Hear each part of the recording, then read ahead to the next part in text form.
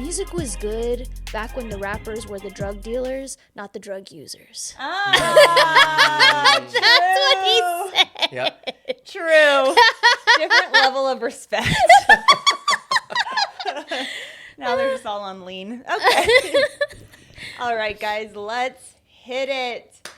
All right. Welcome back, everyone, to another episode of the Humanhood series brought to you by your host, Casey Riley and Melanie Peralta. Humanhood is a conversation devoted to humanizing your human experience and making personal development More personal. And today we have another out-of-town guest for you. Dude, we've had so many out-of-town guests Yeah, recently. we have. Yeah, this year, all the guests have been from out of town. So shout out to our out-of-town friends who carve out a little bit of space to join us on Humanhood. Yes. Joining us today, I have a guest here that has grown really near and dear to my heart over the past few years.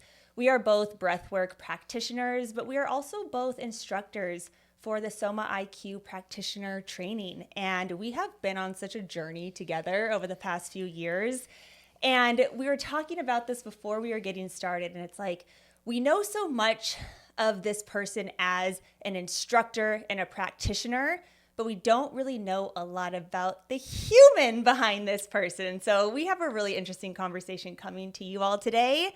And with that being said, everyone, please help us welcome to Humanhood, Adam Carbary. Hey, welcome. Thank you so much for having me. I'm really excited to have this conversation. I've been following your guys' journey since the beginning, and it's just so incredible to watch even the transformation for both of you as you've been stepping more and more into your authenticity and sharing what you share here. So I'm hoping that I can help do the same today. Yes. And so the word that kept coming through to me today because, whenever we have guests on, we like to feel into what do we want to talk about? What's the theme? How can we milk this conversation for as much as possible? And I found myself going into this perfection, polished, it's got to be perfect. We have someone coming in from out of town. He's a wealth of knowledge. What are we going to do? And then I just felt this density come over. Somatically, I'm ugh, it does not feel good. Yeah. Why am I putting all this pressure on this conversation when we wanted to have you here because you're a dear friend, you're in town, and we just want to get to know you more. Yeah. So that's exactly what we're going to do today is just really get to know you and your story because there's so many layers to you that you haven't really shared. And so we want to hear it all. And give you the floor to really just kind of take us on a journey of what led you to where you are now. But wait, before we do that, where are you now? So I am based out of a somewhat small town in Washington called Monroe, Washington. It's about 45 minutes northeast of Seattle. Country boy through and through. So I love being out in nature. We live on a little over 11 acres just amongst the woods. And it's a really beautiful place that I can kind of disconnect, but I don't know if that's where we're gonna continue to be. My wife and I, we've traveled a lot over the last 6.5 years. We kind of jumping into the story a little bit, but we converted a 40-foot school bus in 2017 and 2018 into a tiny house, and then sold our house, sold all of our worldly possessions that would not fit in the bus, and traveled. And it was a really beautiful experience that taught me a lot about myself and where I needed to learn to let go. And, when you talk about polished and that energy of it, and I look at that almost as perfection as well, right? Because you look at my social media and that's kind of what it is. I tried to make sure that it has this perfect aesthetic. It looks good. It's very clean. The very video clean. looks great and the audio is perfect. and yet, as we kind of talked a little bit beforehand, and this is something that I've been personally moving through in my own training because I am still doing my work, and that I realize I don't share all of myself. I share the parts of myself that I feel will be accepted by the most amount of people. And maybe this is still my recovering perfectionist and my recovering people pleaser that's showing up in that way. But that was kind of my hope in this conversation today, that maybe I can share a little bit more of the fullness of who I am and what I've been through and what I still navigate and what I've learned to accept, what I'm still learning to accept, and just in hopes that other people can kind of see it doesn't matter where you're at in life. it's like Alan Watts said, you're under no obligation to be the same person you were 5 minutes ago. So at any point in time, we can choose to change how we want to present ourselves, all the while. And this is why in breathwork, I always refer to the second half as like the remembering half versus the repatterning, because it's being able to remember who we actually are, not who we've molded ourselves to be, or who society has molded us to be, or who our parents molded us to be, but to just unquestionably say, fuck it, I'm just going to be me. Yeah. And if you like me, awesome. If you don't, bye. Like, you know, I'm to that point. Like, I'm in my 40s now. Like, I am in midlife. I have less of life ahead of me than I have already lived. I mean, unless you live to be 100, which is Hey, possible. Hey, my grandpa is 98. Okay. So that might be true. But I also don't live my life thinking that I'm going to get to that. We just talked about this in the Yeah. episode that got dropped today. It was like, you don't know. We just are so entitled to think we are going to get another 20, 30 years. Like, we are going to get to old age. We really don't know. Yeah, we don't. And at any point in time, like, I lost my dad 2 years ago at 70. And, you know, he had a lot of medical issues throughout his life. And so it wasn't really a surprise when that happened, but that was like a big wake-up call for me. I was there at his bedside when he passed and helped him to transition.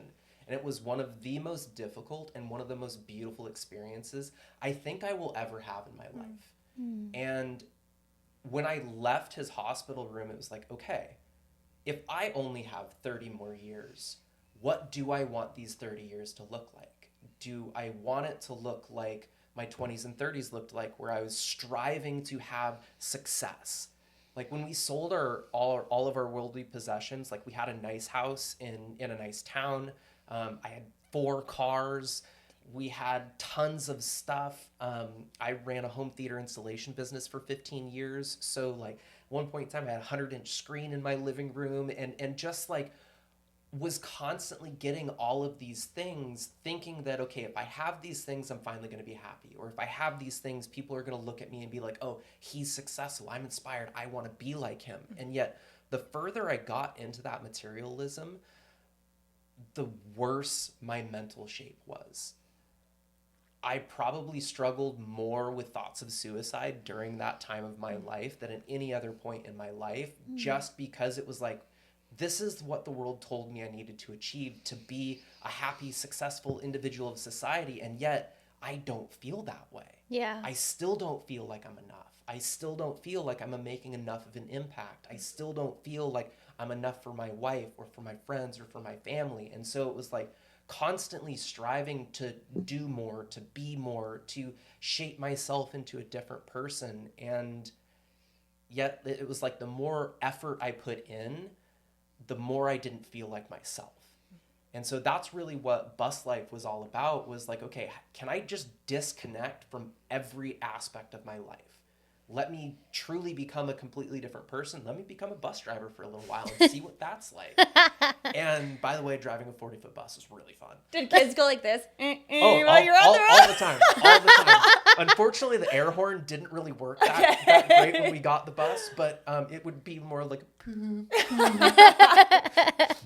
But yeah, it was like I painted the bus to look like an old hippie Volkswagen bus. Like, it was two-tone white and teal. And, Oh, that's and just cool. like, my wife has always wanted to live in an ocean property. And so I basically built like her beach house on wheels. And we just kind of cruised around and really enjoyed life. But it was also such a triggering time for me because I wasn't working. I wasn't making an income. And so much of who I was wrapped up in making money and making an income and providing for my family that I slowly but surely found myself getting into a deep depression again, because I no longer felt like the provider. I just felt like, okay, I'm driving us around from one place to another, and like, yeah, I'm still doing the maintenance, I'm still doing a lot of things, I am still providing in a certain way for my family, but not monetarily. And like, that's been such a trap for me over the years, is how much of my value is actually wrapped up in how much I make. Yeah, a lot of men go through that. Yeah, Yeah. it's a huge struggle for men, especially in middle age, which is, funny statistic, most men don't reach their financial stride until 45 years old. Yeah. So for all of you 20 and 30-year-olds out there, if you don't feel like you've got it, if you don't feel like you've made enough yet, you got time. Hopefully. I mean, again, As long as you're not out there dicking around, right? Like, you still got to work for it, guys. and that's the point of where I feel like I'm at in life right now, where my value does not equal how much effort I put in. My value actually equals how present can I be when I'm showing up with another person. Because our time and our presence is actually the greatest gift that we can give anybody, because it's the one thing that we can't get more of. It's the one thing you can't buy. Yeah. Either. Being deeply felt by someone in their presence is honestly the best gift ever. We've all been with people where you're like, you are actually listening to me. Like, this feels so good. But one thing I want to circle back to, because I think a lot of people can relate to that, is that materialism. And the more people that I meet, I realize how much people buy materialistic things to keep up an identity. Yeah. And I didn't know that existed, because that's not how me or Brian operate. You didn't know it existed? I didn't know it existed out of trying to keep up an identity. I know people love these things to feel significant and to feel good and look what I have, but to keep up a identity that I've made it or that I'm this type of person, my mind was blown. I was like, people actually purchase cars and bags and things just so people can perceive them a certain way, not because they actually even want it, just to keep up the look. I told Brian, I said, we do not operate that way. So even though we are surrounding ourselves with people like this, we have to stay so level-headed in what our values are and not get swept up into this just because everyone else is. That's what was so hard about running a home theater installation business, is like, especially the more that I did the work and the more I started to uncover about myself and uncover the roots of the not feeling enough. Because I really think that that's really what it comes down to. Yeah. People don't feel like they're enough just as themselves. So they need to create this persona that looks like they're enough because they're financially well off, they're driving nice cars. Now, that's also kind of a paradox too, because a lot of those people aren't financially well off. There's people who are making millions of dollars a year and still living paycheck to paycheck. Yes. Because as they make more money, so does their expenses go up. Right. Versus it really should be, as you make more money, how can you actually give more back? Because I think the truth, and this is one of the things that Buslife taught me, is that I don't need a lot to be happy. Yeah. I actually, some of the happiest times in my life has just been with a backpack on and just being out in nature and being like, this is all I need. Everything that I need to survive is in my backpack and nothing else. But I also remember you saying when you recently moved into your house, you were like, this is nice. Oh, yeah. Oh, yeah. You're like, how did I live in a bus? And our bus is like, a 40-foot bus is big. Like, Yeah. It's one of the biggest buses that you can do. It's 240 square feet. We live in a house that's just over 800 square feet now. And that felt like a mansion moving into it. But it's also, we realized that with a dog, 3 cats, we outgrew our bus. It wasn't really fair to them to keep them super confined. And so this is where it's I think really important for all of us to have like constant check-ins with ourselves and where we're at. Like, are we actually living a life that's conducive to where we want to be, who we want to support, what we want to bring into our lives, or is it not? Is it confining? Is it restrictive? Is it too expansive? Do you live in an area that there's too much space, there's too much freedom, there's too much, the more space you have, typically the more you're going to fill it with stuff. So I don't ever foresee myself living in a large house again, purely because I know I don't need more things. And I know if I do have more space, like we've done in our house now, like it's like, okay, we need to get a couch, and okay, I need to get a desk, and then we need this, and then we need this. And next thing we know, every room is filled with stuff. And I'm like, how do we find ourselves back here again? Yeah.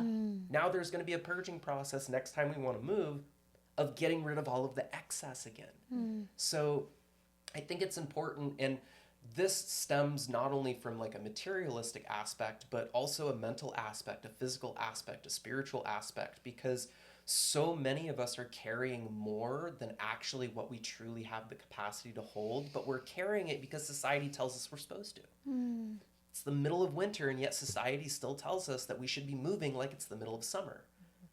How many of us don't actually live with the cycles and seasons of life? Right. The We cycles talked and about this seasons of too. nature. Yeah. That to me, like, I'm very much a nature person. I love hiking and backpacking and just being in the outdoors. And the more time you spend in nature, the more you realize there's not a rush.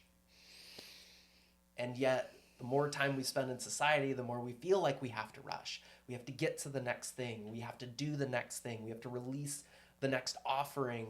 Okay, that one didn't hit. Okay, now we got to move to the next thing versus, well, why didn't that one hit? How can we look at what was missed? Was the messaging? Was it how I presented it? Was it even the right product for the people I'm trying to reach? How many times do we, instead of like breaking things apart and really look at it, do we actually find those answers, or do we just be like, oh, that didn't work, let me move on to the next one. Next Oh, thing. that didn't work, let me move on to the next one. And I don't really feel like you learn that much about yourself if you're not taking time to pause and actually look at, why didn't something work? And what's the lesson that I can learn there before I then move on to the next thing? Well, it's the sense of urgency and the fix-it mentality Yeah, that we 100%. always talk about. 100%. It's like some things don't need to be fixed. Sometimes we don't have to operate out of urgency. Yeah. You know what I mean? But okay, I'm loving where this is going, but I kind of want to backpedal a little bit. Yeah. Let's do it. Okay, so one thing that was standing out as you were sharing, like at the very beginning of this, I just saw this like passion and light turn on for you that you were like, I'm so fucking done like pretending and hiding. I'm so ready just to share more of myself because half of my life is already gone type of thing. Yeah. And I can totally relate to that. When we first started this podcast, I was like you, perfectly curated feed, like not saying shit about shit and just like not sharing any stories. But then you start to get that bubble up, where you're like, there's more to this. And eventually it's like, I want to start sharing, you know, like this is a part of me. It's so exciting. And so I want to go back a little bit because you have this one post on your feed that gives us a glimpse into your life and the things that you have navigated since you were a young boy, all the way up to what led you to the bus that you've talked about. So let's just go back a little bit and please share a little bit more about little Adam and your upbringing and kind of what led you into, I guess, up until that bus life. So little Adam was very curious, very sensitive, very open and aware for his age. And growing up in a household with a father who dealt with alcohol issues, dealt with a lot of like his own mental health issues, was very much bipolar. And so I learned at a very early age to become a chameleon, become an emotional chameleon, if you will, of like wherever his energy was at, I would try to either mimic that energy or make sure that I'm not doing anything that's going to aggravate it. Like if he is in a good mood, I'm going to do whatever I need to do to make sure that he stays in a good mood because I know what happens when he's not in a good mood. And so that, I think, was kind of the beginning stages of learning to become a people pleaser and a perfectionist. And of course, at that time, not having any language around highly sensitive people and around neurodivergence and things like that. As time went on and as I started to get older and started to develop into how I wanted to show up, I was labeled as ADHD and bipolar when I was 12 years old, and I was put on medication, a couple of different types of medications throughout that period of time, all the way up until I was 20. And looking back, I was like, I know now I'm not bipolar. ADHD, 100%. I'll own that for sure. I feel like We all have a little everybody's. bit. I was just saying that last night. I feel like everybody these days, this generation, I feel like we all have it. Yeah. And we can run down that topic because I do have some to say about that. But wait, to backtrack, so when you were diagnosed with this, did your parents like see these symptoms and these behaviors and bring you to a doctor, or how did that come about? So it really came about that I started. Fuck it, we'll go there. When I was 5, my parents got in a really, really big argument, and I made the decision that I didn't want to be there anymore. And so I went up to my room and I started packing a bag because I was going to leave. And my dad comes up and is like, what are you doing? And like gets me to stop packing. And so I went downstairs and I grabbed a knife out of the butcher block and I was like, either I leave or I leave. And it was the first time I ever thought about killing myself at 5 years old, because the amount of turmoil and the amount of what felt like almost hatred that came from my dad towards my mom, towards my sister and I, was just like a lot to handle at such a young age. And for someone who was so open and sensitive, like I can remember probably around the same age range, we were driving home from going and renting movies and grabbing pizza. It was like our Friday night kind of routine that we would do. And I don't remember if it was my mom or my dad decided, like, let's have a fun game. Guess the number in my head from this to this. And we played that game. Yeah. You got him every single time. I did. My sister and I were both playing, and like I kept getting the number, and the range kept getting greater and greater and greater. And then I could see this fear starting to come over to my dad, and like him looking over at my mom and being like, who the fuck is this kid? Like, how is he getting this number every single time? And like I talked to my sister about this a long while ago, and she was like, oh, well, they were just placating you. Like, and I was like, no, like I know for a fact, like I knew every single number, and what I felt coming from my parents was this, like, how is he reading our minds? And because of that fear, it was like, oh, this isn't okay. And so that's when I feel like I started turning down the dial of my own personal gifts. And then through being told that I wasn't normal, that I needed to be on medication in order to be normal, I continued to turn down those gifts. And through continuing to numb myself by taking these medications to fit in and fit the mold of who my parents wanted me to be or how they wanted me to act, I just started to develop the belief that in order to be accepted by other people, I needed to be medicated. And I truly believe that my substance abuse issues that I've dealt with throughout my life started in my therapist's office through a prescription.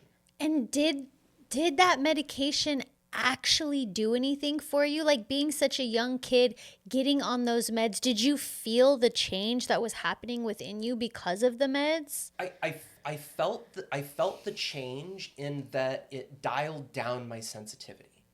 So I didn't feel as much. And because I didn't feel as much, my moods didn't swing as much. And that's really where the quote unquote bipolar diagnosis came from, was just I was co-dysregulating with my dad all the time. And that's why it seemed like I would get happy when he wasn't there. And then as soon as he was around, I'd adopt his bad mood. And then all of a sudden I would plummet again. And not having any tools, not having any resources, not having any language around like what's happening or any understanding or anyone to guide me through it, I just took this person's word of him being an authority figure, him being an adult, like they know better. Right. They know better of who I am. Now I know that that wasn't really the case. The road to hell is paved with the best of intentions. They had the best intentions, but those intentions led me to some really, really dark places in my life. Yeah. They led me to thinking that the only way that I could be accepted was if I utilized substances. At 20, I went to Mexico on a vacation. I ran out of my prescription. I couldn't get more at the pharmacies that were there because they didn't have what I was taking, and I didn't want to just take what they were suggesting I take. So I took a break. All of a sudden, I started feeling more alive again. I felt sensations that I hadn't felt since I could remember. And I was like, okay, I'm just not going to take them anymore. And your body was okay with that? Yeah. I think because I was drinking and smoking cannabis so much at that point in time, I didn't really recognize the withdrawals, and that then became my crutch. I remember telling an ex-girlfriend at one point in time when she questioned me about like my cannabis usage, and I was like, well, this is how I deal with what I used to have to take medications for. This is now my medicine. And it did help me for a really long time. Yeah. Until I started becoming more and more reliant on it. Yeah. Until it started becoming like Adam Stone pretty much 24/7. Like if I'm awake, I'm stoned. And that's how I survived for a really, really long time, working jobs that I didn't really like, being a person that I felt everybody wanted me to be, but that I didn't really feel like I truly was. And so it's like all of these various different aspects that society tries to make us be polished, right?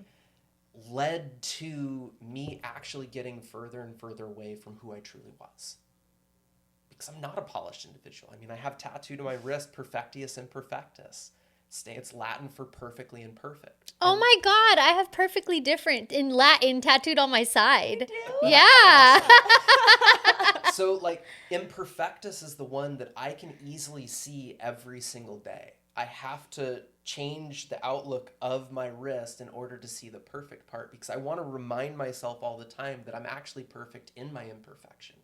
It is actually those imperfections that the people that are closest to me actually love the most, not the things that I'm perfect on. Because again, like we learn so much more from our mistakes, from our failures, from those imperfections than we'll ever learn from the successes that we have in life. What do you want to double tap on? I feel it. I mean, there's so I much. know. There's so much there. Just because, I mean, I just think of. I love how you came in with like, well, little Adam, and I just think of little Adam in the dynamic with your parents, and they had to be on that journey with you. Did you feel like you talked about your dad, but what about your mom? How was your relationship with her throughout that time? Was she your safe space? Yeah. Was she okay? I would like to contribute most of the really good, beautiful aspects of myself came from my mother. Definitely a mama's boy through and through. Unfortunately, we're not quite as close as we used to be just after my dad's passing. And Were they together when he passed? They were, Okay. yeah. They were married for I think 47 years. Wow. And there were many times in my life where I wish they would have gotten divorced. I feel like they would have been happier had they separated, but bless my mom, like she is just that person that knew like nobody else would be able to deal with my dad the way that she was able to deal with him. And so like in 2018 I went to Peru for a plant medicine retreat, and in my first ayahuasca ceremony, no, take that back. In my first cacao and breathwork ceremony, I relived memories from 2, 3, and 4 years old. And one of the things that I recognized was I was actually carrying resent for my mother. Resent that she stayed. Resent that she didn't take any of the multitude of opportunities that she could have left my dad and take us into a safer environment. And of course, all of our parents, they do the best that they can with the knowledge and information that they have at the time. So, like, Right.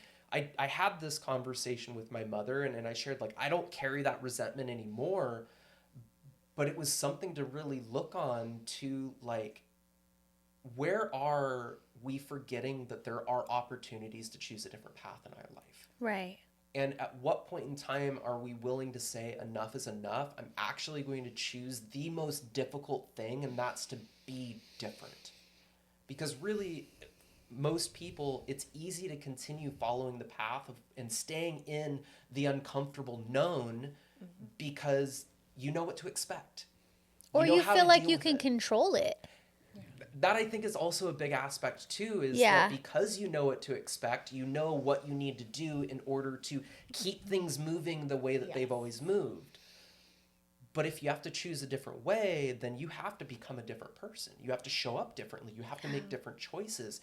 You maybe have to start to recognize where you haven't been true to yourself and needing to shift and change that. So that's has been kind of the challenge with my mother now. After my dad's passing, she found herself into a new relationship of which I'm not really happy. I don't think he's a great person for her. She seems happy. She seems like she's enjoying it, but it has now led to me not really having much of a relationship with her anymore. And that's something that weighs on me quite a bit, but it's also, I recognize at how much my mother has sacrificed throughout her life because of how my dad was, that if this is what makes her truly happy. I wish her the best. I hope that she stays happy. I just can't really be involved when I see what I see from this individual that I think she deserves better. I've always thought she deserves better.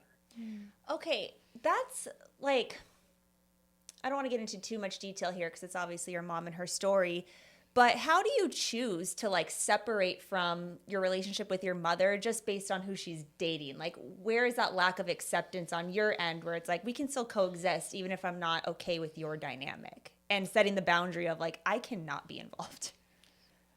It was a really, really hard decision because like I was always really close to my mother, and my wife shared recently that she remembers one of the first times I introduced her to my parents. My mom and I went off and we were having a conversation and I was helping her with something, and my dad told her, I was like, just so you know, you're never going to break that up. That's a special bond that you will never get in between.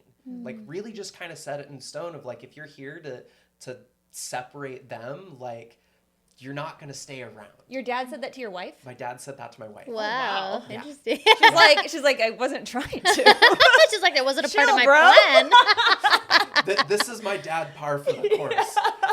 And that was, of course, back in his drinking days too. So he really showed up very differently. Yeah. And him and I actually, we stopped drinking around the same time. I stopped drinking in support for him. Oh, beautiful. Celebrated 11 years of no alcohol this last October. And honestly, one of the best decisions I ever made in my life. Like we've had this conversation multiple times of like, that was one of the substances that I feel continued what the prescriptions were doing. I won't ever say that cannabis did, because that's a very different medicine that naturally comes from the earth. Alcohol, unfortunately, is something that we have to manipulate things in order to be able to create. And, you know, they're called spirits for a reason. Right. Those spirits take over when you consume too much of you, thus masking who you actually are. Again, same thing that the prescriptions were doing. They were masking who I actually was so that I could just show up as who I thought everyone wanted to see. So it's just like, to get back to your question, the challenge was this individual showed up to my dad's memorial service, and the shares in which he gave, how he showed up drunk. He showed up in just trying to be super like lovey and like there was a relationship that was there that wasn't. And it immediately just put a bad taste in my mouth. And I haven't been able to shake that because I had a vision of what my dad's memorial service was going to be like, and I feel like he totally destroyed it because the energy just completely changed. And shortly after that, everyone just left. And it was like, that's not how I wanted my dad to be remembered. Like, he's dropping F-bombs in his share in front of my grandparents who are like originally from New England, very to-do, proper people. Like, you just don't speak that way around these people. Yeah. And so that's something where it just like quickly made it apparent of like who this individual is. And I just kind of look at it as like, I feel like my mother picked someone that was still like my father so that she could continue being the same person that she's always been instead of choosing to be a different person. But does she even want to change to be a different person? Because we know how this stuff works. Yeah. And I don't know. Yeah. I really don't. And that's what's been hard, is because like every time I go to visit, I don't really feel welcome because of the boundary that I set. Like, she meets me out on the porch, barely invites me to come inside. Yeah. So it's like, I want to respect her happiness. I want to respect what she wants, while at the same time, I kind of want to just like shake the shit out of her and be like, what are you doing? Yeah. Like, why are you falling back into the same patterns of what my dad dealt with?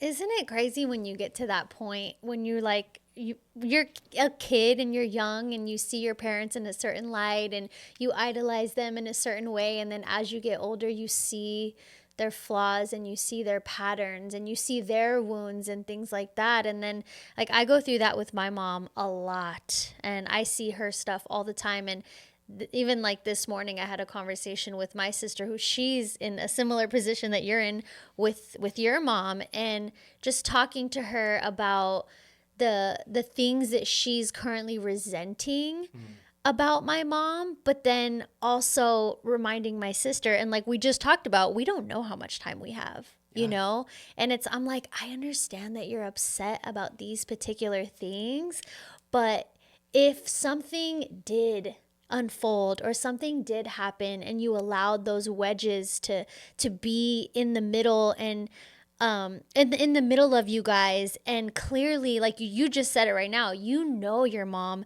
has a certain pattern that she just manifested in another person that is a reflection of your dad. And even when I was talking to my sister, I'm like, we have to always remember that our parents, like, they have the little versions of them inside too, you know? And like in the midst of my mom was a meth addict. She had 6 kids and she didn't raise my sister and I. It was like it was a whole thing.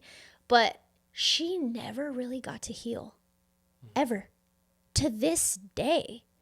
And so I'm constantly reminding my sister of, like, you're upset with her for all of these things, and then you feel this way about her because she's still this way. But when did she ever get the opportunity to actually heal? Yeah, she got clean and she's currently still struggling to fully be sober.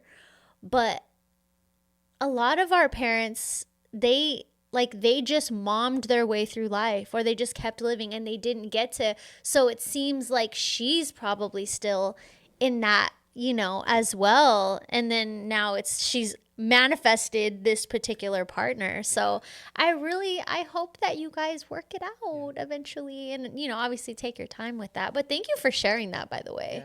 Yeah. Well, and thank you for sharing that too, Melanie, because like this is one of the things that I've been contemplating on quite a bit recently is it's like knowing that my mother doesn't have forever. Yeah. You know, she is getting older and I do have limited time with her. So it's like, do I put my own things aside to continue this relationship? And like we still, like, I took her out for her birthday for dinner. Rachel and I took her out, and like we do still spend some time, but I'd love to spend more time. Like I'd love to just know that, like, I can go over and just sit out on her porch and hang out and watch the lake and just like enjoy that space.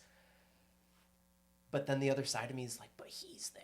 And that energy is just like, it just kind of taints the space a little bit. So this is something I'm going to continue to work on until I figure out like what's going to be the right avenue. But I think the truth is, and one thing that has really helped me, especially with my dad towards the end of his life, was just trying to see him as a child, trying to see him as the unhealed little boy that's still inside of him, that really is what's lashing out when he feels triggered, or when he feels like things aren't going his way, or when he was really struggling with just like, even all the way to the end, he didn't accept that he was dying.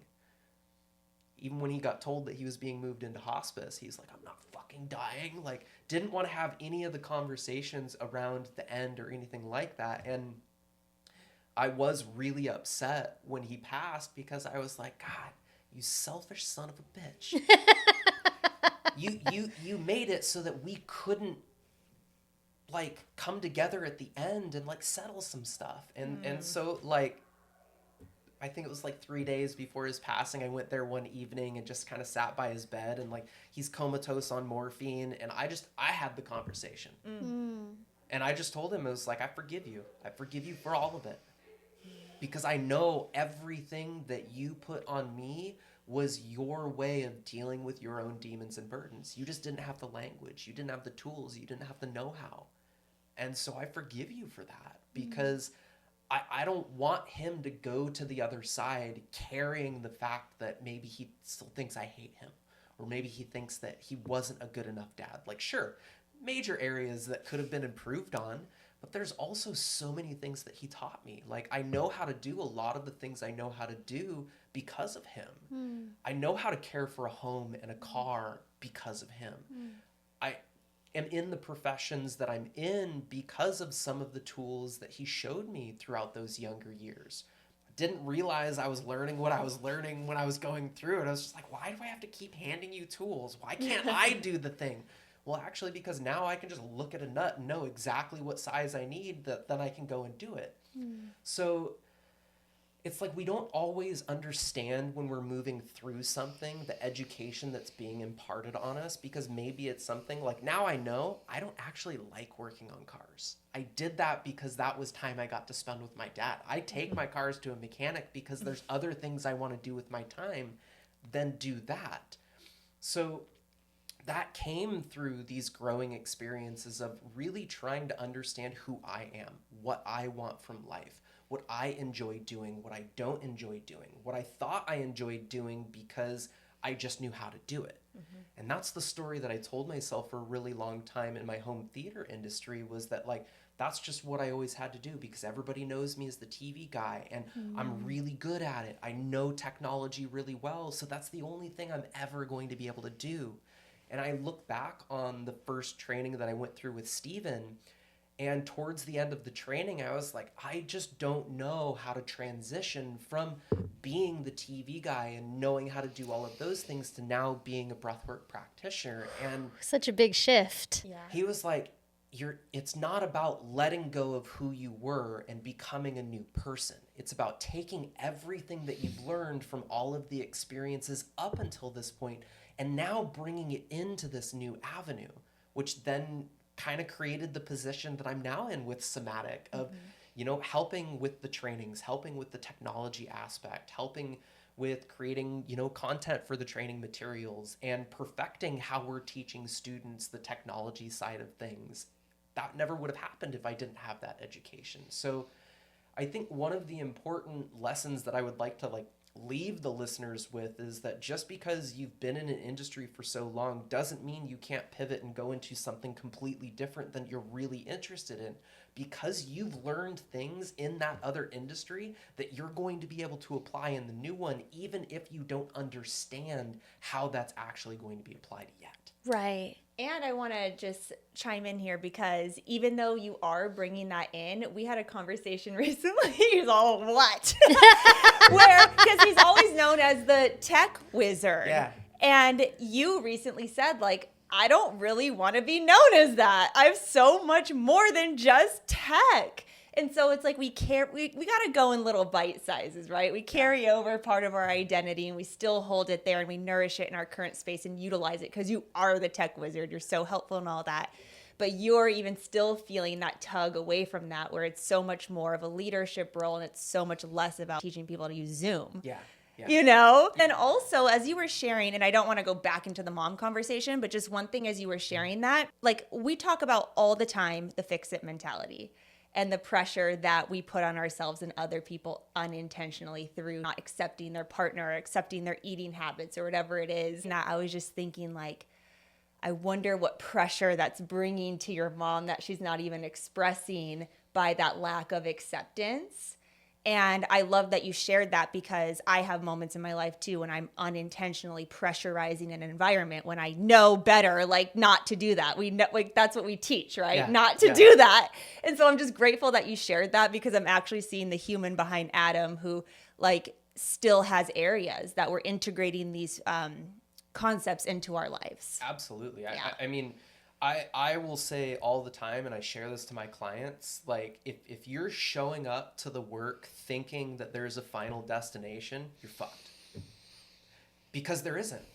It never stops. Yeah. We'll continue doing the work until the day that we die. And then in the next lifetime, we'll continue doing the work until the day that we die. And so on and so on and so on and so on. It's like laundry and dishes. Yeah. It's because we're living. That's why it never stops. Yeah. It's because we're eating. That's why the dishes never end. We're wearing clothes, so the laundry always has to get washed. Oh my gosh. I mean, that really is true. And yet, to a certain extent, it's also not true. Because how many people aren't truly living? How many people are just living based upon what they've been told to do, based upon what they think that they should do? And that's what Buslife really taught me, is it taught me that as much as I thought I was living, I wasn't truly living. Yeah.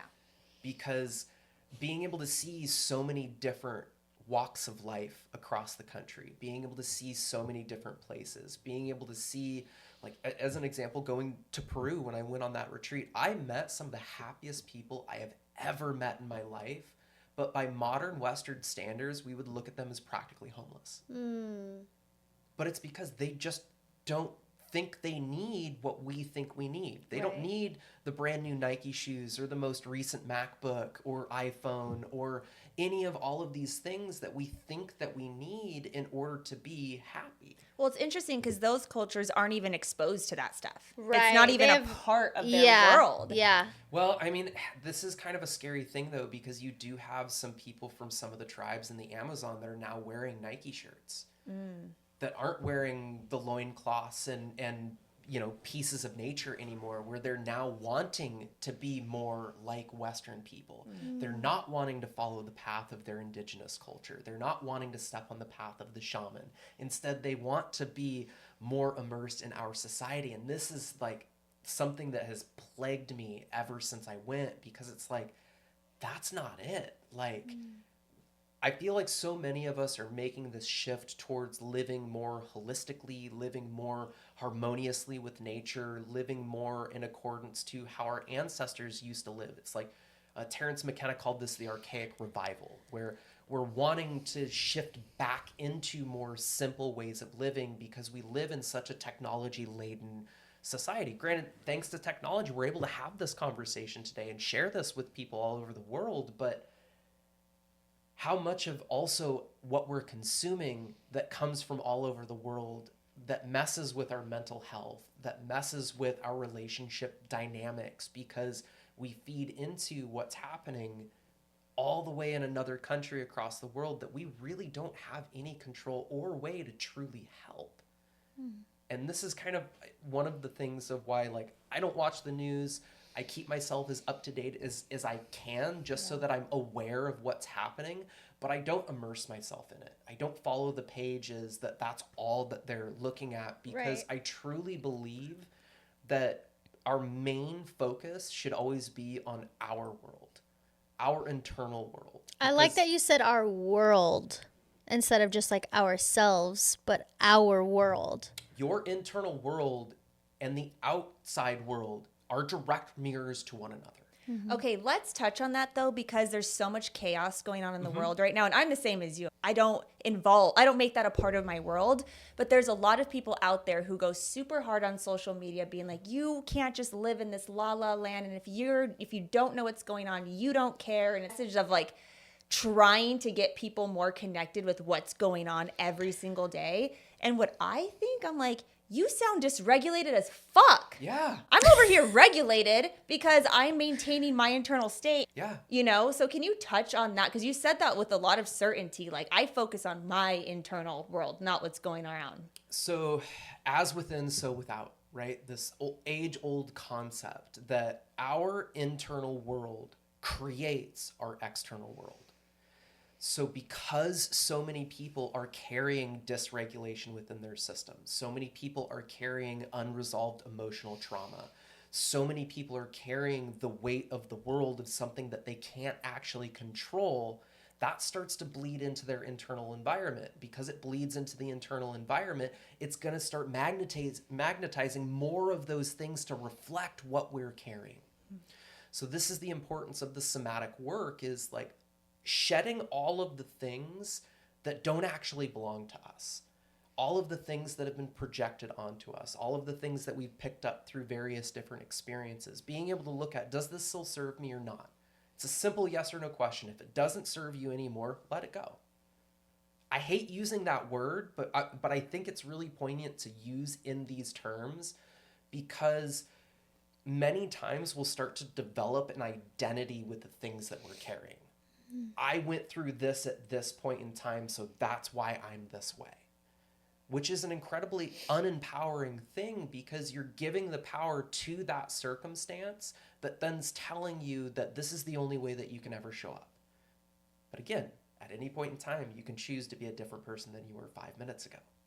all based upon what you were carrying within your system. So when I went to that retreat in Peru, I was able to see so many things that I was carrying, so many of the broken relationships, the things that, why did that happen? What did I do wrong? How could I have been better? How could I have done things different? My first ayahuasca ceremony, I was shown face after face after face of all of the people that I needed to forgive. And the very last face was my own. And that was the hardest forgiveness, was to forgive myself for not knowing better, to forgive myself for sacrificing myself in relationships that didn't deserve to be sacrificed to. God, I've been through that. For forgiving myself for choosing certain paths because other people wanted me to be on that path.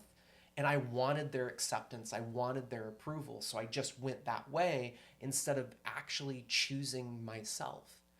And that's, I think, where this comes in is so many people get focused on what can I do for everyone else, that they forget that we actually are the number one. The most unselfish thing is to be selfish, to choose you and what you need, what you desire, what your dreams are, move in that direction. Obviously, we can't, if you're in a partnership or you're a parent, you've got responsibilities. There's certain things and ways that you have to show up, but why can't you still pursue your dreams? Why can't you still choose to do the things that you want to do? Take the vacations, go on the trips, take the course, go meet a friend that you haven't talked to in 20 years because you guys had a butting of heads and you just both chose that, like, no, we're not going to talk about it, so we're just going to separate it in different ways. I think it's just important for us to continue to revisit and take stock of what we're carrying in our body and what is that actually bringing more and more into our life. And what we're taking into our body, not only just what we're consuming through our mouths, but what we're consuming through our eyes, what we're consuming through our ears, what we're consuming through our nose, through our sensations, like all of it actually has an impact. And that's what the somatic education taught me, was that the more I can be aware of what I'm personally engaging in every single day, that is what's going to create my reality. Yeah. Going back to what you said about like focusing on our world, and then just what Casey had shared about everything that's going on in the world right now. I personally do live in the way, especially right now, where I am prioritizing my world. And I haven't always been in that space. I have, and I think this is really good to talk about this with the somatic experts here, because there's a lot of, like you said, dysregulation going on right now. But with all of this conversation,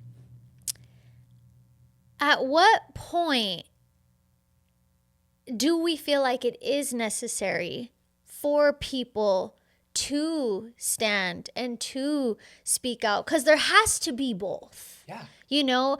So it's like, is it once I look at it like, once tend to your world first, level that out, put that in power and in strength and in harmony and stability and groundedness, and then you're more in a primed position, even from a nervous system perspective, to then go out and then deal with the world beyond your world. Because, like I said, there's been times in my life where something that was happening in the world did feel more closer to home, to where it did engage a certain sensitivity or response, or even just a passion for that thing, that I was like, actually, I am going to be highly engaged in this thing that's going on in the world right now. So because of the state of the world, I think, to close out, even just sharing from a somatic perspective for the people who are listening and they're like, okay, yeah, there is a lot going on, and I am personally feeling torn about if I should be more self-centered right now, because there's a lot of conversations about, you know, the virtue signaling, and you should be saying something and you should be saying something and all of that. But the capacity to, if you even have that capacity, and at what's like an actual solid check-in and a process for people to even move through to see if that's something they should even be engaging in. Well, I think one of the first things that I want to say is education over inundation, right? Like, so many of us inundate ourselves with what's happening in the world. Like, educate yourself, know what's happening, but don't be all consuming about it. Don't Right. let it completely overwhelm your world. But focus on your own world, then focus on your community. Change and have an effect on what you can actually have a change and effect on. Yeah. If you don't live in Palestine, it's not going to be beneficial for you to inundate yourself every single day of what's happening in Palestine because you don't have any control over what's happening there. Still know what's happening, still send prayers, still send those good informations, donate to the good causes if you can, make an impact where you can, but then bring your focus back to what is close at home. Yourself, your family, your extended family, your extended community. Share however you can share to help educate versus creating more dysregulation. And I think that's one of the things that we can start breaking apart those terms of like co-regulation versus co-dysregulation. That's the majority of what a lot of social media is these days, is it's co-dysregulation. It's one person who's already dysregulated based upon what's happening across the world or maybe in their own world, that then other people get attached to that as well, that then feed into that dysregulation. And we wonder why everyone's so dysregulated. Because we've all learned to equally complain about all the shit that we don't like in our lives, that much of which we don't have control over. Right. Yeah, one thing I always tell people is even if you're following accounts that are in alignment with your beliefs, that can still dysregulate you. Sure. Because they're preaching on a topic that you're already triggered by, and now you guys are just like in cahoots with one another, going and going. Yep. And so one thing I want to speak to your question, because my check-in, which I loved what you guys are saying, is like your internal piece first, and then you go out into, I love what you said, community, like immediate community, because everything else is so far. But for me, I always ask myself whenever I'm going to pretty much do anything, speak on something, do anything, have a real honest somatic check-in. Like, am I feeling a sense of urgency? Am I feeling triggered? Like, once you become so somatically aware of your body, you know your intention behind saying something. Yeah. You know if you're going to say something to be passive. You know if you're going to say something because you're triggered and it's a response, or you know when it's coming from real pure intention. Like, I feel so heartfelt and passionate about this. And like, I just have to share this. Like, it's a feeling that you get. But I think a lot of people are disconnected from those somatic feelings because we were not taught to actually feel those sensations in our bodies.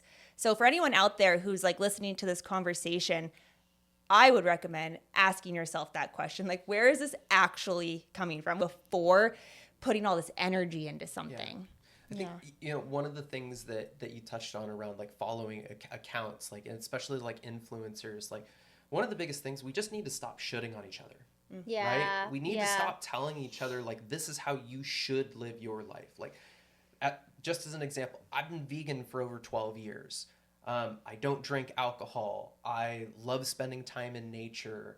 I think that everyone should get a rescue dog, not go and buy a dog from a breeder, because we have a massive issue in that regards. But that's my own belief. That's my world.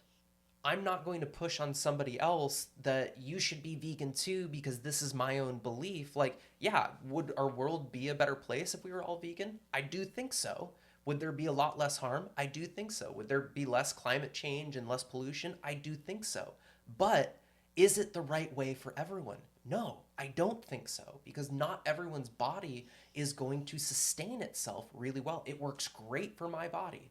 I was born lactose intolerant, so not having dairy wasn't a big thing for me. I didn't really grow up having dairy, so that was easy. I found out my body really does well just eating plants. But I also have found the best way I can inspire other people to consider adopting more of a plant-based diet is just leading by example. Not trying to tell someone that they should be vegan and here's all the reasons why you should be. Don't get me wrong, I went through my angry vegan phase and I definitely went through I did too when I was vegan, and then I fucking devoured some steak from Chipotle and was no longer vegan. And so, but that comes from you were listening to your body. Right. You listened to what was advantageous for your body at one point in Yeah. time, what was adaptive, that then eventually became maladaptive when your body is like, no, I'm craving a steak. I need the extra iron and creatine and all the other various minerals and compounds that can be found in animal products that are more difficult to find in plant-based products. But I think that that really just showcases that we all need to find what works best for us. And that comes from focusing on your own world. Yeah. Focus on what works well for you and lead by example. Don't lead by telling other people that, oh, I found this, you need to do this. Because anytime we tell somebody that you should do this, it's immediately like, you're telling me what to do, and I'm not going to do that, you know? So it creates that defensiveness. But when you can just have an open conversation of like, hey, this is what I found that works really well for me. It might not work for you, but like try it. See how it feels. And, you know, as just that check-in, like the somatic awareness practice that we take people through where take a moment, take a couple of deep breaths, close your eyes and focus on your body. What do you notice? Do you notice tightness? Do you notice tension? Do you notice tingling? Do you notice heat? Do you notice cold? What physical sensations do you recognize from your body? Okay, take another deep breath. Take your awareness one step deeper. Are there any emotions attached to those physical sensations? Feel into those. Don't try to change them. Just recognize what's there. And then lastly, take another deep breath, take it one step deeper, and are there any stories running through your mind based upon those emotions and physical sensations? The more you can create awareness in that way, the more you're going to be able to, like Casey said, recognize when, you know what, you're super triggered, you're super dysregulated, and if you choose to have a conversation with your spouse from that place, guess what? It's going to be a really dysregulated conversation. Yeah. Versus recognizing like, I'm in a really bad mood right now. I'm actually going to take a moment. I'm going to go on a walk. But when we come back, could we sit down and have a conversation? Because then you're going to be able to meet that conversation from a regulated place. You're not going to say things that you wish that you didn't say later on. You're going to be able to hear what your partner has to share versus just hearing your own internal dialogue. And like, you know, having celebrated 12 years of marriage, like we've gone through our ups and downs and our challenges. We went through a death portal in year 7 where I didn't know if we were going to make it through. Bad decisions on my part for some of the things that I was personally moving through. But it was also recognizing that in that time in our relationship, we were so focused on each other that we lost ourselves. We forgot focusing on our world first, then the relationship. Because in a relationship, ideally, it's not 50-50. It's 100 and 100. And you both bring that 100% together, and then you create another entity, the relationship. So it's not 1 + 1 = 2, it's 1 + 1 = 3. Because that relationship is now this new being that also needs to be fed. It also needs to be fostered, just like we need to focus on ourselves and feed our bodies, feed our minds, feed our spirits so that we can be the most optimum being that we can. Our relationships work exactly the same way. But just as we continually change, so does a relationship need to change as well. So we made the choice to burn down marriage 1.0 and recognize like it had its time and its space. Now we're in marriage 2.0 and we sit down and we have the hard conversations. We sit down and recognize when we're not focusing on ourselves. I had this hard conversation with my wife recently. I was like, hey, I feel like you've kind of stopped doing the work a little bit. I feel like, you know, we've gotten comfortable in this home. We've gotten comfortable in our routines.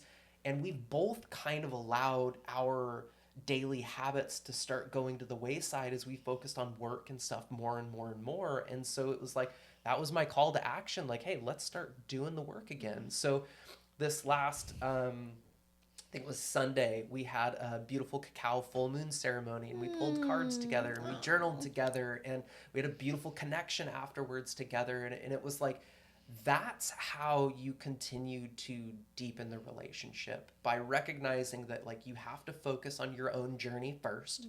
Then you can focus on the relationship, and then you can tackle whatever comes your way together, because you're a team. It's not just me versus you or me versus the world and you're, my sidekick. It's like, no, we're in this together. It's us versus the world. And how can we, when you have a hard day, how can I show up for you to help you move through that? And when I have a hard day, how can you show up for me? And how can we also share with each other, like, I don't have the capacity today to hold space for you. Yeah. And you don't have the capacity today to hold space for me. So tell you what, I'm going to do my thing, you do your thing, and if we're regulated by the end of the night, let's come back together. If not, we'll start over again tomorrow. And that's okay. Yeah. It's okay to have bad days. It's okay if your relationship isn't perfect every single day, because guess what? Perfectius imperfectus. Oh my God. Okay. This is my first time ever meeting you. Yeah. This is what we get every Tuesday. You're so extraordinary. I love your perspectives and I love the way that you express yourself. Just hearing your story of how you grew up and what you experienced, and even being put on the medication and having to suppress your emotions and all of that, and then choosing to stop doing that, but then getting into different substance use, and just all of the choices that you've made in your life through the circumstances that you came up through to then evolve into being this type of person who can sit here and have so much wisdom and value to share. What would you say was like a specific turning point in your life where you really decided to stop being like a more, I don't want to say broken, but I guess the 1.0 version of yourself to then the 2.0? Was there like a certain point in your life where you were like, I'm going to be this Adam? Because this is like a whole thing right here. Like, I don't know you beyond today, but I'm like, something happened to where he chose to be this. 2009, my life completely fell apart. And I shared a little bit about that in my post on Instagram, where I was in a relationship with the woman I thought was the love of my life, that I was going to marry, and come to find out she'd been cheating on me for months. So that relationship fell apart. Then I was a sales manager at a home theater electronics company. I lost my sales manager position and got demoted back to a salesperson. Very commonplace in that particular company. They were like, oh, numbers aren't up, let's put somebody else in. That was just their answer. And then the housing market crashed and I lost my condo.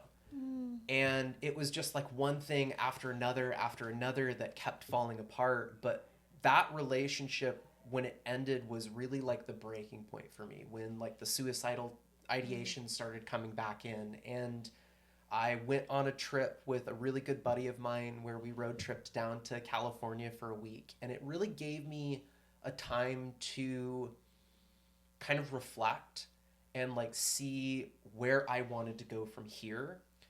And right before we had gone on that trip to California, I started going to a yoga studio that practiced pranayama. And it was my first connection to really actually consciously connecting to the breath and connecting to my body in a certain way. And that helped me to move through a lot of the emotional turmoil that I was going through in that relationship. But that one year was really the catalyst to me starting to look for other avenues of healing. I did go see a counselor during that period of time. That was a recommendation from a friend. And at the end of it, he goes into his desk and pulls out his prescription pad and hands me a prescription for antidepressants and anti-anxiety meds. I walked out and threw it in the trash can because I knew the path that was going to lead me down. And that's when I started looking at other avenues of how could I start to heal myself through some of these other ancient practices. And fast forward a couple of years later, I got into Reiki and discovered energy work, and that truly just led me on the path of continuing to educate myself more and more and more. I was going through my spiritual awakening at that point and getting in touch with, like Victor Odo and Aaron Dottie and all of those guys on like, okay, there is a different way to view the world. There's a different way to connect with myself, to connect with other people. But if I had to say what was the true catalyst, was that retreat in Peru. And people listening to this probably think of like, oh, okay, it was the ayahuasca. It actually wasn't the ayahuasca. It was the cacao and breathwork sessions. There were 2 cacao and breathwork sessions, one day after each one in the middle of that retreat. And those sessions were more powerful than all of the other plant medicines. And that was where like my fascination for the breath really got started, and where I had one of the facilitators there. We had a really beautiful conversation together, and he just kind of shared that like I have a lot of gifts to share with the world, and I have a lot more gifts than what I'm aware of.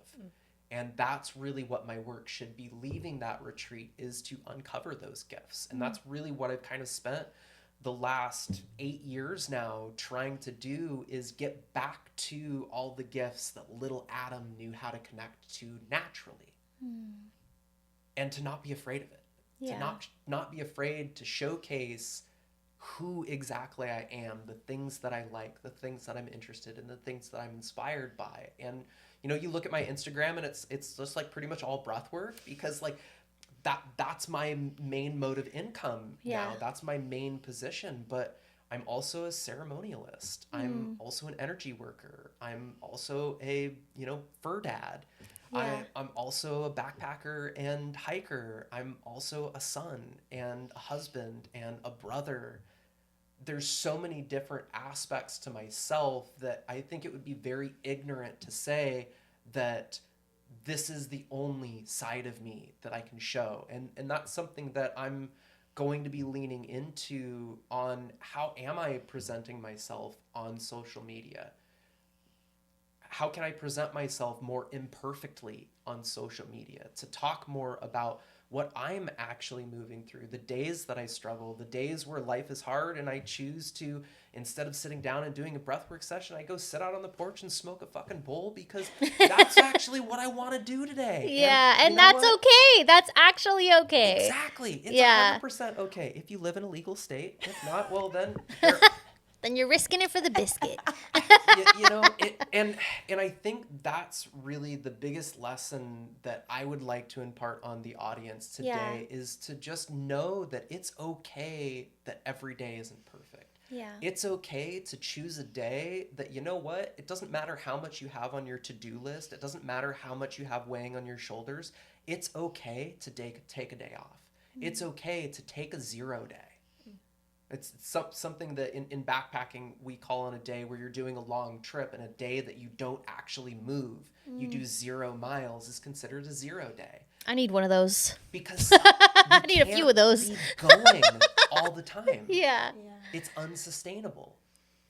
The only way that we will ever truly heal, the only way that our body ever truly heals, is when it's in a state of rest, not when it's in a state of action or doing. And so that's something that we need to remember, as society tells us that we need to harden, that we need to move faster, that we need to do more. Actually, it's completely the opposite. If you feel like life is telling you that, then actually the medicine that you need is to slow down, to do less, to be more, not do more. Because at the end of the day, we're called human beings, not human doers. Well, Adam, thank you so much for spending some time with us today. I could talk to you forever. There's like 20 more questions I have, but we cannot. We just cannot. So can you let everyone know where they can connect with you further? Yeah, so you can find me on Instagram, adam.carbary. You can also connect me through my website, embraceandexpand.com. If you do go to the website, there's a free daily breathwork practice download. You just have to enter in your email address. That'll also add you to my newsletter, so you'll be notified of any of the newest offerings and things like that. But those are the 2 best avenues to reach. If anyone's wanting to receive a virtual breathwork session, Adam's are so fire. He has all the amazing equipment, so it sounds perfect. And you're just an amazing guide, especially virtually. So good. So if anyone wants to drop in with him, highly recommend. It's honestly, like, virtual is actually my preference. Like, don't get me wrong. I love in-person sessions, especially like the group sessions, because they're just a lot of fun. But there's just something really magical when I can be all up on the mic and be like, yeah, feel that. How do you want to feel in your body? Really let yourself feel that. Right? Like being able to feel like I'm working in the space that I've cultivated for myself to feel really good in that environment. And you're working in the space that you've cultivated for yourself to work really good in that environment. And then at the end of the session, you don't have to navigate traffic. You don't have to deal with any other That's people. true. You just get to stay in the yumminess and the afterglow of that session while it continues to unfold afterwards. So that's for me, like, there's argument among us practitioners on like what is the best. And I think it is we personal ping pong preference. back and forth. But I do think that there's something really valuable when you really want to meet yourself as yourself and really see what's there. Doing it virtually, actually, I feel fosters that a little bit better than in person, especially in a group environment. Because a lot of times people are going to be a little bit more reserved in a group environment, worried, you know, am I yelling You can too be more loud? influenced too. Yeah. Well, thank you so much for sharing all of your beautiful layers with us. I appreciate your vulnerability and your openness, even around, you know, topics about your mom and things like that. It's really, really great for the audience to see. And that's what we wanted to do. We wanted to talk about the human behind the coaching and the breath work and things like that. And so I just really appreciate you sharing your humanness with us and everybody who's listening. So if you guys have enjoyed this, as always, please like, share, subscribe, go and check Adam out, and we will see you guys again next week. Bye. Yay!